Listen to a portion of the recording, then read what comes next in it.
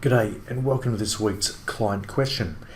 This is a common one and I have the discussion a lot with clients, particularly those that are coming into retirement. They've got a lot of money tied up into their home, receiving an age pension and not many other financial assets. And the question often is, are we best to rent in retirement or to buy? Now, I fully understand there's a huge personal preference and emotional attachment to owning a home rather than renting, because that comes with a certain amount of lack of security that you can be shoved out of the property at any time if the owners decide to sell it or move in themselves. So there's no hard and fast, and sometimes I obviously get to throw this away and people will just make their own decisions based on their personal preferences.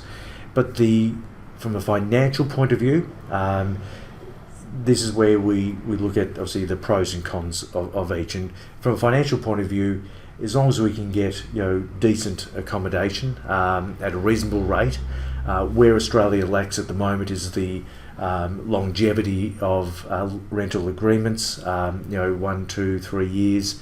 Generally they're probably just 1 year contracts, but it would be nice if we could lock in 10-year, 20, 30-year contracts where we lock in the property if we choose that's the spot for us for a longer term to get that security. But there's a lot of consideration.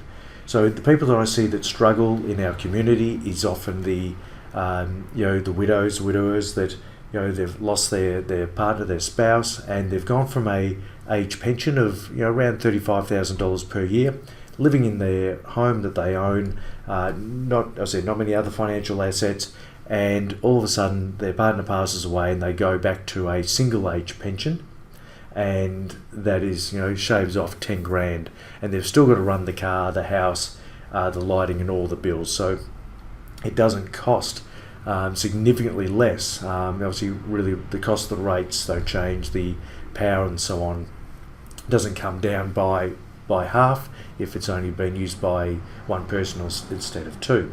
So what I think about is, as a renter, you do not need to pay the rates, you do not need to pay the water service charge, you don't need to pay for the insurance on the property nor the maintenance. So as a house gets old, maintenance can be an issue, and if you don't keep it up, it's slowly obviously devaluing the value of the property.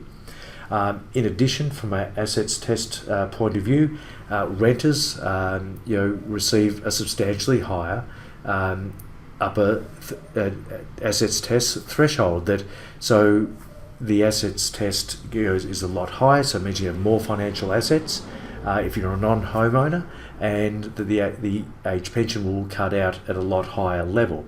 So that means you can be entitled to more pension. You can also get rent assistance.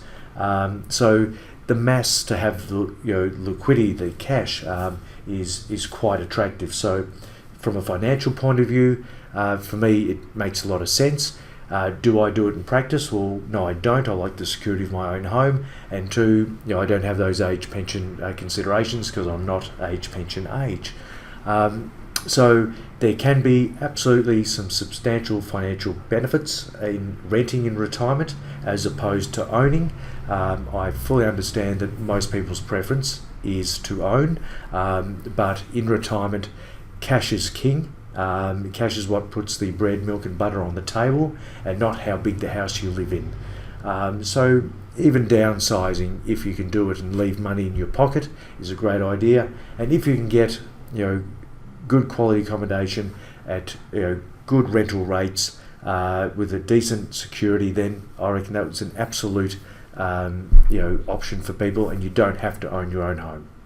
Thanks for listening. Subscribe to the channel if you haven't already. For those that have, thank you very much for supporting us, and we'll catch you next week. Thanks for listening.